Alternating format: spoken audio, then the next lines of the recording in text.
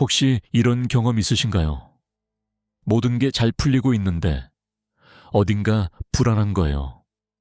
좋은 일이 생겼는데 기쁘기보다는 두려운 거예요. 사랑받고 있다는 걸 알면서도 왠지 그 사랑을 온전히 받아들이지 못하는 거예요. 마치 내 안에 누군가가 있어서 행복해지려고 할 때마다 발목을 잡는 것 같은 느낌. 그래서 스스로에게 묻게 됩니다. 나는 왜 행복을 두려워하는 걸까? 나는 왜 좋은 것들이 다가오면 오히려 밀어내는 걸까? 혹시 나는 행복해질 자격이 없는 걸까? 오늘 저는 이 이야기를 하려고 합니다. 우리 안에 숨어 있는 행복을 거부하는 또 다른 내 대해서요. 그리고 그 존재를 어떻게 마주하고 어떻게 품어야 하는지에 대해서요. 스위스의 위대한 심리학자 칼 구스타프 융기 평생에 걸쳐 연구했던 인간 내면의 비밀. 그 중에서도 그림자라고 불리는 우리 무의식의 어두운 부분에 대해 함께 이야기해 보겠습니다. 이 영상을 끝까지 보시면 왜 우리가 행복 앞에서 주저하게 되는지, 그리고 어떻게 하면 그 두려움에서 벗어날 수 있는지 알게 되실 거예요. 준비되셨나요? 그럼 시작하겠습니다. 우리는 어릴 때부터 이런 말을 많이 들었습니다. 너무 좋아하지 마라. 다 잃을 수 있다. 웃으면 울 일이 생긴다. 좋은 일 뒤에는 나쁜 일이 따라온다. 어른들은 우리를 보호하려는 마음에서 이런 말씀을 하셨을 거예요. 하지만 어린 우리에게 이 말들은 다르게 각인되었습니다. 행복은 위험한 것이다. 기쁨 뒤에는 반드시 고통이 온다. 그러니까 너무 행복해하면 안 된다. 이렇게요. 이런 믿음이 우리 마음 깊숙한 곳에 자리 잡으면 어떻게 될까요? 우리는 무의식적으로 행복을 경계하게 됩니다. 좋은 일이 생겨도 온전히 기뻐하지 못하고 어딘가 불안해하게 됩니다. 사랑받아도 그 사랑을 의심하게 됩니다. 성공해도 그 성공이 오래가지 못할 거라고 생각하게 됩니다. 마치 행복이 비처럼 느껴지는 거예요. 지금 행복하면 나중에 그만큼 불행해질 거라는 두려움. 이것이 바로 우리 안의 그림자가 만들어낸 함정입니다. 칼 융은 인간의 마음을 의식과 무의식으로 나누어 설명했습니다. 의식은 우리가 알고 있는 나, 내가 인식하고 있는 나 자신이에요. 하지만 융은 말했습니다. 우리가 알고 있는 나는 빙산의 일각에 불과하다고요. 물 아래에는 훨씬 더 거대한 무의식의 세계가 있습니다. 그리고 그 무의식 속에는 우리가 인정하고 싶지 않은 부분, 억압하고 감추온 부분이 있습니다. 융은 이것을 그림자라고 불렀습니다. 그림자는 나쁜 것만을 의미하지 않습니다. 여기서 많은 분들이 오해하시는데요. 그림자는 우리가 부정적이라고 여기는 감정들, 분노나 질투, 두려움 같은 것들도 있지만 놀랍게도 긍정적인 것들도 있습니다. 우리가 스스로에게 허용하지 못한 재능, 가능성, 그리고 행복까지도 그림자 속에 갇혀 있을 수 있어요. 왜 그럴까요? 왜 좋은 것들까지 그림자 속에 숨겨버리는 걸까요? 그 이유는 우리가 자라면서 겪은 경험들에 있습니다. 어린 시절 우리는 주변 사람들의 반응을 통해 무엇이 괜찮고 무엇이 괜찮지 않은지를 배웁니다. 내가 기뻐했을 때 부모님이 불편해 하셨다면, 내가 자신감을 보였을 때 친구들이 나를 따돌렸다면, 내가 성공했을 때 누군가가 나를 시기했다면 우리는 무의식적으로 배우게 됩니다. 기쁨을 드러내면 안 된다. 자신감을 보이면 안 된다. 성공하면 위험하다. 이렇게요. 특히 우리나라에서는 겸손이 미덕으로 여겨지는 문화가 있습니다. 물론 겸손은 아름다운 덕목이에요. 하지만 때로는 이 겸손이 지나쳐서 스스로의 가치를 인정하지 못하고 행복해야 할 자격을 스스로에게 주지 않는 경우가 생깁니다. 잘 됐다는 말이 아니에요. 운이 좋았을 뿐이에요 라고 대답하는 것. 칭찬받으면 몸둘 바를 모르는 것. 좋은 일이 생겨도 조용히 숨기는 것. 이런 것들이 반복되면 우리 무의식은 행복은 숨겨야 하는 것이라고 학습하게 됩니다. 융은 이런 현상을 콤플렉스라는 개념으로도 설명했습니다. 콤플렉스는 우리 무의식 속에 있는 감정적으로 충전된 생각이나 기억의 덩어리입니다. 어린 시절의 상처, 해결되지 않은 갈등, 억압된 감정들이 뭉쳐서 하나의 콤플렉스를 형성합니다. 그리고 이 콤플렉스는 우리가 의식하지 못하는 사이에 우리의 생각과 행동을 조종합니다. 예를 들어볼게요. 어린 시절에 부모님이 이혼하셨고 그 전에 가정이 행복해 보이는 시기가 있었다고 해봅시다. 어린 마음에 이렇게 생각할 수 있어요. 행복했던 시간 다음에 이렇게 무서운 일이 생겼구나. 행복은 폭풍 전의 고요함이구나. 이런 경험이 콤플렉스로 자리 잡으면 성인이 되어서도 행복한 순간마다 불안해지는 거예요. 지금은 좋지만 곧 무너질 거야. 이런 생각이 자동으로 떠오르는 거죠. 본인은 왜 그런지 모릅니다. 그냥 불안한 거예요. 그냥 두려운 거예요. 이게 바로 콤플렉스의 힘입니다. 또 다른 예를 들어볼게요. 어린 시절에 공부를 잘했는데 그래서 친구들에게 따돌림을 당한 경험이 있다면 어떨까요? 무의식은 이렇게 기록합니다. 잘하면 버림받는다. 눈에 띄면 공격받는다. 그러면 성인이 되어서도 승진할 기회가 와도 피하게 됩니다. 인정받을 상황이 와도 숨게 됩니다. 의식적으로는 왜 그러는지 모르지만 무의식은 알고 있어요. 눈에 띄면 위험하다는 것을.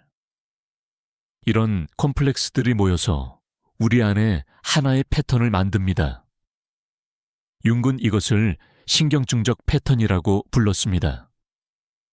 우리는 계속해서 같은 실수를 반복하고 같은 유형의 관계에서 상처받고 같은 방식으로 스스로를 방해합니다. 그리고 그 중심에는 항상 해결되지 않은 그림자와 콤플렉스가 있습니다. 여기서 중요한 질문이 생깁니다. 그렇다면 어떻게 해야 할까요? 이 그림자를, 이 콤플렉스를 어떻게 다뤄야 할까요? 융의 대답은 명확합니다. 통합해야 합니다. 그림자를 없애려고 하거나 억누르려고 하거나 모른 척하면 안 됩니다. 그림자를 인정하고 마주하고 품어야 합니다.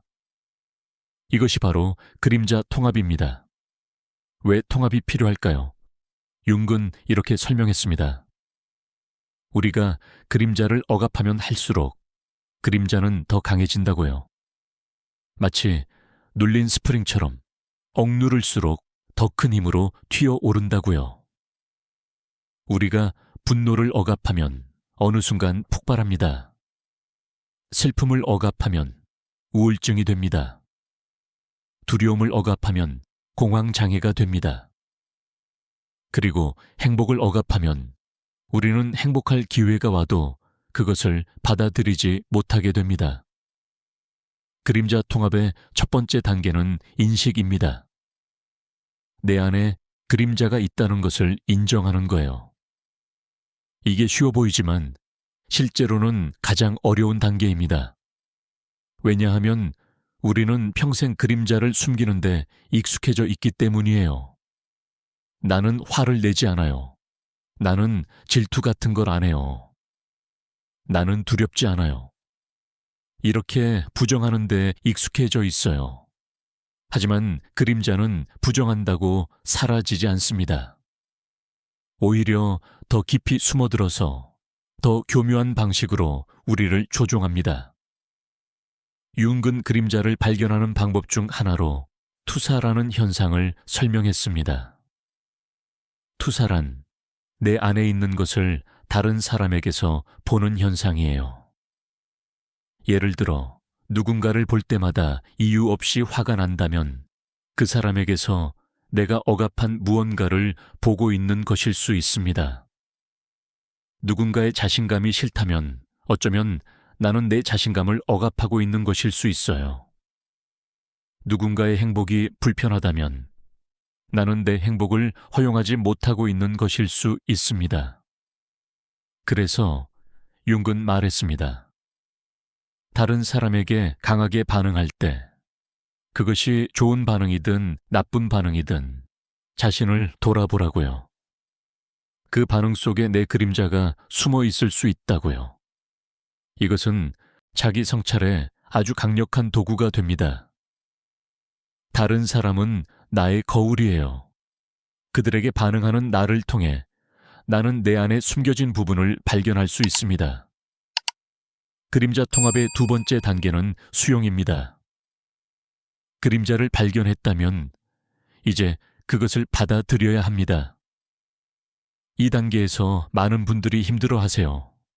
왜냐하면 그림자에는 우리가 부끄러워하는 것들, 인정하고 싶지 않은 것들이 있기 때문이에요.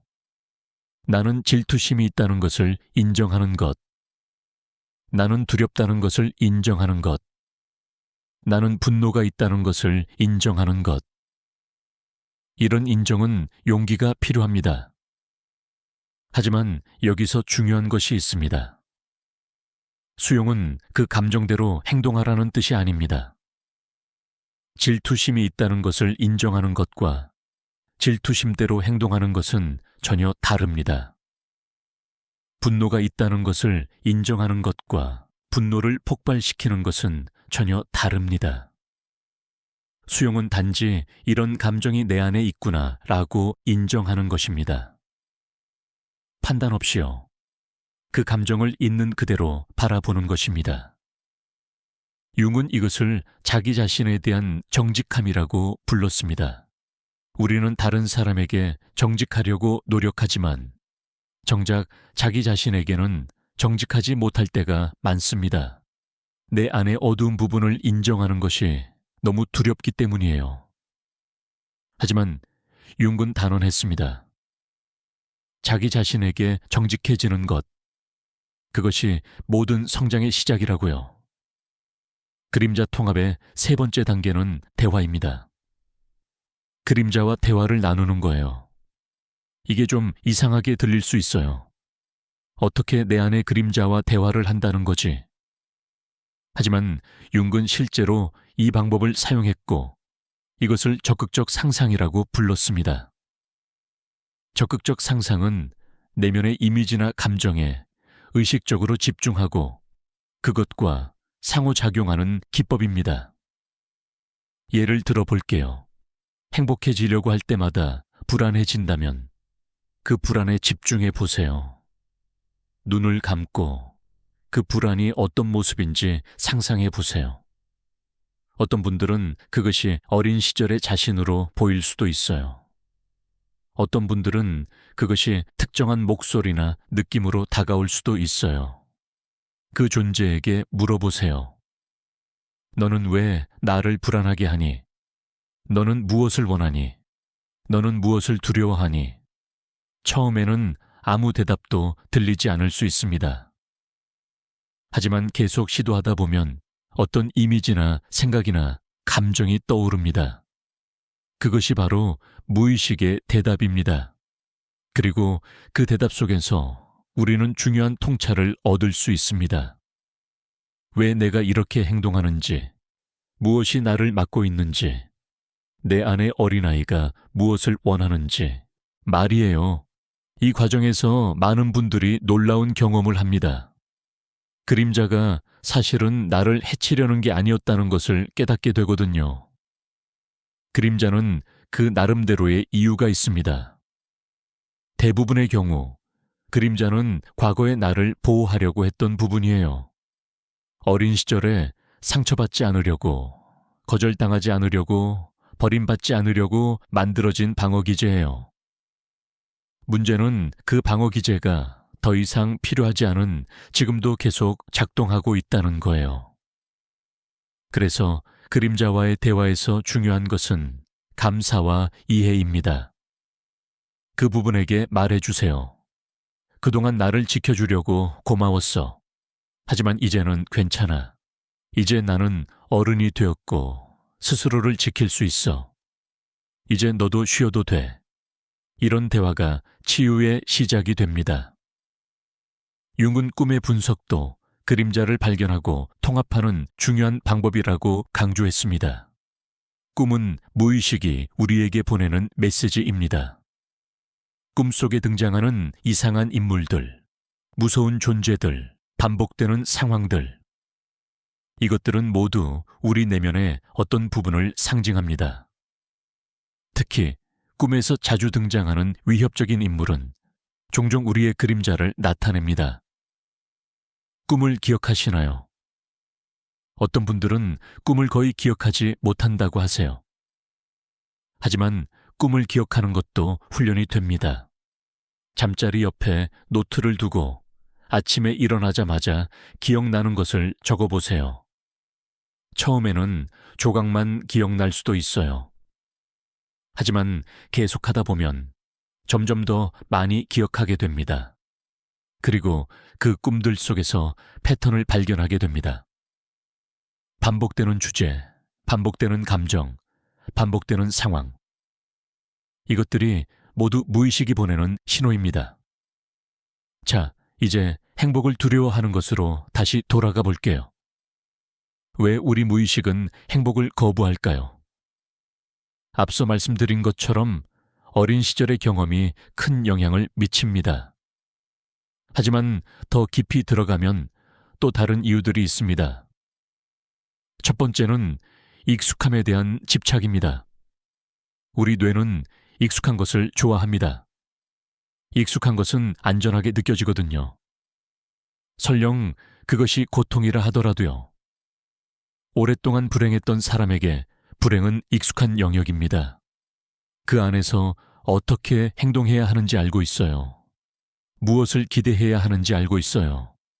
하지만 행복은 낯선 영역이에요. 어떻게 행동해야 할지 모르겠어요. 무엇을 기대해야 할지 모르겠어요. 그래서 무의식은 익숙한 불행으로 돌아가려고 합니다. 아이러니하죠. 하지만 이것이 인간 심리의 현실입니다. 두 번째는 정체성의 문제입니다. 우리는 자신에 대한 이야기를 가지고 있습니다. 나는 이런 사람이다라는 내러티브요. 만약 그 이야기가 나는 불운한 사람이다. 나는 항상 힘든 삶을 산다. 나는 사랑받지 못하는 사람이다라면 어떨까요? 행복이 오면 이 이야기가 위협받습니다. 내가 알고 있던 나 자신이 흔들립니다.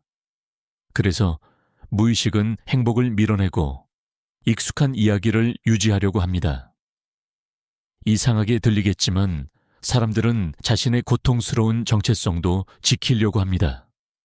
그것이 익숙하기 때문에요. 세 번째는 죄책감입니다. 어떤 분들은 행복해지면 죄책감을 느낍니다. 다른 사람들은 힘든데 나만 행복해도 될까? 부모님은 평생 고생하셨는데 나만 편하게 살아도 될까? 이런 생각들이요. 특히 가족 중에 아픈 분이 계시거나 힘든 상황에 있는 분이 계시면 자신만 행복해지는 것에 대한 죄책감이 더 커집니다. 마치 행복해지면 그들을 배신하는 것 같은 느낌. 그래서 무의식적으로 행복을 거부하게 됩니다. 네 번째는 상실에 대한 두려움입니다.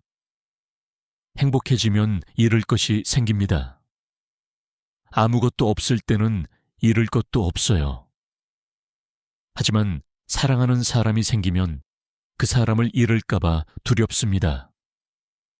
좋은 직장을 얻으면 그 직장을 잃을까봐 두렵습니다. 건강해지면 그 건강을 잃을까봐 두렵습니다. 그래서 어떤 사람들은 차라리 처음부터 갖지 않는 것을 선택합니다. 잃는 고통을 피하기 위해서요. 하지만 이것은 삶을 포기하는 것이나 마찬가지입니다. 다섯 번째는 가면 증후군입니다. 이건 특히 성공한 사람들에게서 많이 나타납니다. 내가 이런 행복을 누릴 자격이 있나? 언젠가 사람들이 진짜 나를 알게 되면 이 모든 게 무너질 거야. 이런 생각이요. 자신의 성취가 운이나 착각에 의한 것이라고 느끼고 언젠가 들통날 거라는 두려움을 가지고 있습니다. 그래서 행복을 온전히 누리지 못합니다. 항상 불안한 거예요. 항상 긴장하고 있는 거예요. 이 모든 이유들은 하나로 연결됩니다. 그것은 바로 자기 가치감의 문제입니다. 근본적으로 나는 행복해질 자격이 있다고 믿지 못하는 거예요. 나는 사랑받을 자격이 있다고 믿지 못하는 거예요. 나는 좋은 것들을 누릴 자격이 있다고 믿지 못하는 거예요. 이 믿음이 우리 무의식 깊은 곳에 자리 잡고 있으면 아무리 좋은 일이 생겨도 그것을 온전히 받아들이지 못합니다. 융은 이런 상태를 자기 소외라고 불렀습니다. 자신의 본래 모습, 자신의 진정한 가치에서 멀어진 상태요. 그리고 융은 치유의 목표를 자기 실현이라고 정의했습니다. 자기 실현은 완벽해지는 것이 아닙니다. 자기 실현은 온전해지는 것입니다. 빛과 그림자, 강점과 약점, 의식과 무의식을 모두 통합해서 온전한 자기가 되는 것입니다. 그렇다면 어떻게 해야 행복을 받아들일 수 있을까요? 어떻게 해야 그림자를 통합하고 자기 가치감을 회복할 수 있을까요? 몇 가지 실질적인 방법을 말씀드리겠습니다. 첫 번째는 작은 행복부터 연습하는 것입니다. 큰 행복은 두렵습니다. 그것은 당연해요. 오랫동안 행복을 거부해왔다면 갑자기 큰 행복을 받아들이기 어렵습니다. 그러니까 작은 것부터 시작하세요. 따뜻한 햇살이 기분 좋을 때 그 느낌을 온전히 느껴보세요. 맛있는 음식을 먹을 때 그 맛을 온전히 즐겨보세요. 누군가가 친절하게 대해줄 때 그 친절을 그냥 받아들여 보세요. 이런 작은 순간들에서 행복을 연습하는 거예요. 죄책감 없이요. 불안 없이요. 그냥 있는 그대로 느끼는 거예요. 두 번째는 내면의 비판자를 알아차리는 것입니다. 우리 안에는 항상 비판하는 목소리가 있습니다. 그게 뭐 대단하다고. 네가 뭔데 행복해. 곧 망할 거야. 이런 목소리요. 이 목소리는 어디서 왔을까요? 대부분 어린 시절에 들었던 말들입니다. 부모님, 선생님, 친구들에게서 들었던 비난이나 비판이 내면화된 거예요. 이 목소리가 들릴 때 그것을 알아차리세요. 아, 또 내면의 비판자가 말하고 있구나. 그리고 그 목소리에 대답하세요. 고마워. 하지만 지금은 괜찮아. 나는 이 순간을 즐겨도 돼. 세 번째는 몸의 감각에 집중하는 것입니다. 우리가 행복을 두려워할 때 그 두려움은 몸에 나타납니다. 가슴이 답답하거나 어깨가 긴장되거나 배가 불편하거나요. 이럴 때 머리로만 생각하지 말고 몸에 집중해 보세요. 이 긴장감이 어디 있지? 이 답답함은 어떤 느낌이지? 몸의 감각을 알아차리고 그 부분에 숨을 보내세요. 천천히 들이쉬고 천천히 내쉬면서 그 긴장을 풀어보세요. 몸과 마음은 연결되어 있습니다. 몸의 긴장을 풀면 마음의 긴장도 풀립니다. 네 번째는 과거에 내게 편지를 쓰는 것입니다. 어린 시절의 나, 상처받았던 나, 두려웠던 내게 편지를 써보세요. 그때 많이 힘들었지. 그때 무서웠지. 그때 혼자서 감당해야 했지. 미안해. 그리고 고마워. 그렇게 잘 버텨줘서. 이제는 내가 널 돌볼게. 이런 편지요. 이게 유치하게 느껴질 수 있어요. 하지만 실제로 해보시면 놀라울 정도로 감정이 올라옵니다. 그리고 그 감정을 느끼고 흘려보내는 것이 치유입니다. 5번째는 현재에 머무는 연습입니다. 행복에 대한 두려움은 대부분 미래에 대한 걱정입니다. 지금은 좋지만 나중에 나빠질 거야. 이 순간은 금방 끝날 거야. 이런 생각들이요. 하지만 미래는 아직 오지 않았습니다. 확실한 것은 지금, 이 순간뿐입니다. 그러니까 지금 이 순간에 머무세요.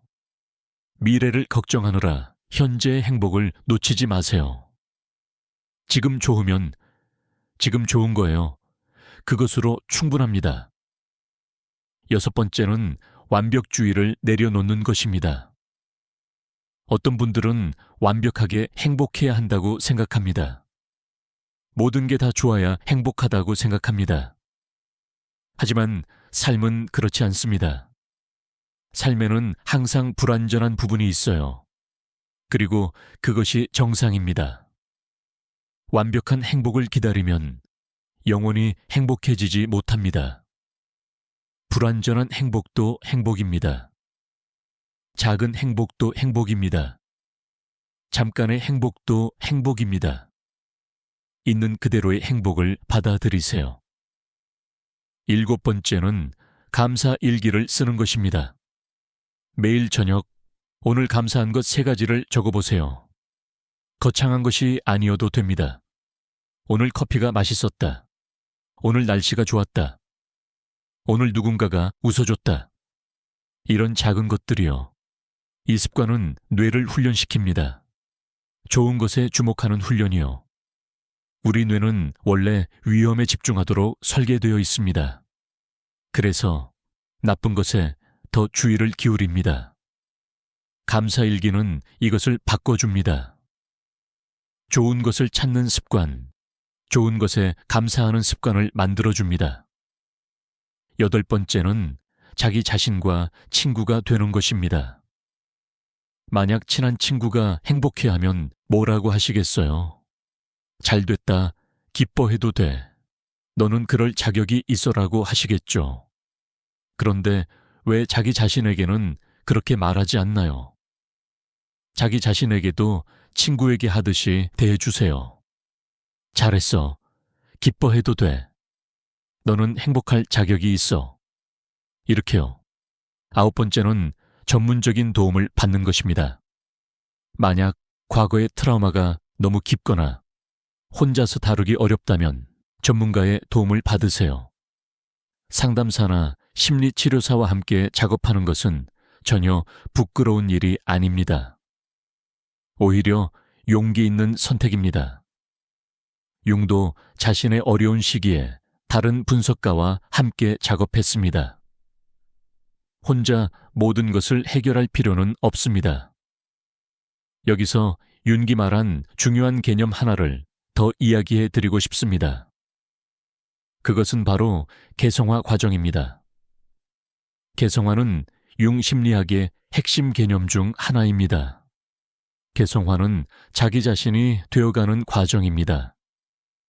사회가 원하는 나, 다른 사람이 기대하는 나가 아니라 진정한 나 자신이 되어가는 과정이요. 개성화 과정에서 그림자 통합은 필수적인 단계입니다. 왜냐하면 우리가 숨겨온 부분을 외면한 채로는 온전한 자기가 될 수 없기 때문이에요. 그림자를 통합한다는 것은 나의 모든 부분을 인정한다는 것입니다. 밝은 부분도, 어두운 부분도, 강한 부분도, 약한 부분도, 그 모든 것이 나라는 것을 인정하는 것입니다.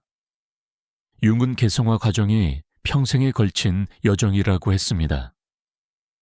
어느 날 갑자기 완성되는 것이 아닙니다. 매일매일 조금씩 자기 자신에게 가까워지는 것입니다. 그 과정에서 우리는 많은 것을 만나게 됩니다. 그림자, 아니마와 아니무스, 자기 원형, 이런 것들을요. 오늘은 그 중에서 그림자에 대해 이야기하고 있지만 이것은 더 큰 여정의 일부입니다. 그리고 개성화 과정에서 중요한 것은 이것이 이기적인 것이 아니라는 점입니다. 자기 자신이 된다는 것은 자기만 생각한다는 뜻이 아닙니다. 오히려 그 반대입니다. 자기 자신이 온전해질수록 다른 사람들과의 관계도 더 건강해집니다. 자기 자신을 사랑할 줄 알아야 다른 사람도 진정으로 사랑할 수 있습니다. 자기 자신의 그림자를 인정할 줄 알아야 다른 사람의 그림자도 이해할 수 있습니다. 융은 또한 집단 무의식이라는 개념을 이야기했습니다. 이것은 개인의 무의식을 넘어서 인류 전체가 공유하는 무의식입니다. 집단 무의식에는 인류가 수천 년에 걸쳐 축적한 경험과 지혜가 담겨 있습니다. 이것은 신화, 종교, 예술, 꿈 등에서 나타납니다. 왜 이게 중요할까요? 행복에 대한 두려움도 어느 정도는 집단 무의식과 연결되어 있기 때문입니다. 인류 역사에서 행복은 종종 위험과 연결되어 왔습니다. 너무 잘 나가면 신의 질투를 받는다는 그리스 신화처럼요. 너무 오만하면 벌을 받는다는 이야기처럼요. 이런 이야기들이 우리 집단 무의식에 각인되어 있습니다. 그래서 행복에 대한 두려움은 단순히 개인의 경험만의 문제가 아닐 수 있습니다. 인류 전체에 오래된 두려움과 연결되어 있을 수 있습니다. 하지만 집단 무의식에는 또 다른 이야기들도 있습니다. 어둠을 통과해 빛을 찾는 영웅의 여정, 시련을 극복하고 변화하는 이야기, 죽음과 재생의 신화. 이런 이야기들은 우리에게 희망을 줍니다. 어둠이 영원하지 않다는 것을, 그림자를 마주하면 빛을 찾을 수 있다는 것을, 우리도 변화할 수 있다는 것을, 윤근 상징의 힘을 강조했습니다. 상징은 무의식과 소통하는 언어입니다. 우리의 꿈, 우리가 끌리는 이미지, 우리가 좋아하는 이야기들, 이것들은 모두 우리 무의식이 보내는 메시지입니다. 이런 상징에 주의를 기울이면 자기 자신에 대해 많은 것을 배울 수 있습니다. 예를 들어 어떤 분은 항상 물에 관한 꿈을 꿉니다. 물은 무의식을 상징하는 경우가 많습니다.